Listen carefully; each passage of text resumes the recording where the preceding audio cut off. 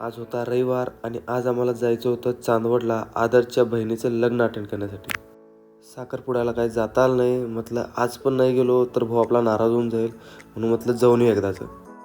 Traffic ढीक झालेलं म्हणून पंकज भावाला म्हटलं आता तू गाडी भावा तू सर्व्हिसवरून टाक. चांदवडला पोहोचलो आणि लग्न अटेंड केलं. लग्न खरंच खूप भारी होतं. जो भटजी कमेंट्री करायची ना, एक नंबर.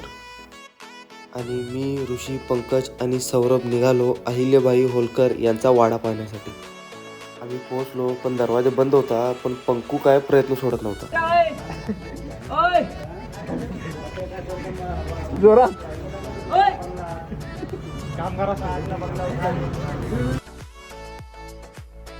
आम्ही आत आलो तर सगळीकडे रिनोव्हेशनचं काम चालू होतं.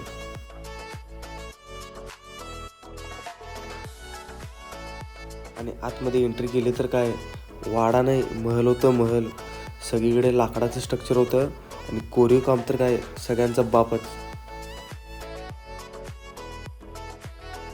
महलचे फोटो घेतले आणि आज आपल्या ऋषीभाऊचं काय पोच पण मस्त द्यायचा आणि फोटो पण कडे घ्यालता.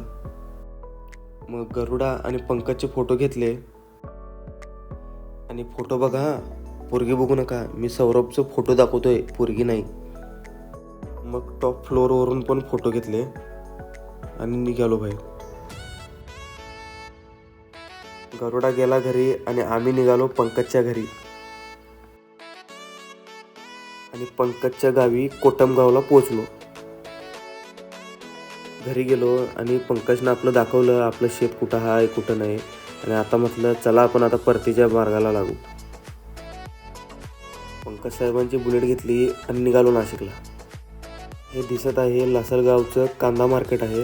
नाशिकमधील सर्वात मोठं कांद्याचं मार्केट हे आहे. आणि नाशिकला एकदाच पोहोचलो 7 वाजले. आज रविवार होता. असे पण आमचे डबे नसता. गणूला म्हटलं चल जाऊ आज लग्नाला. आणि लग्नाला पोहोचलो. आणि आमचा महत्त्वाचा कार्यक्रम आवरून आम्ही निघालो रूमवर. चला भेटूया उद्याच्या ब्लॉगमध्ये.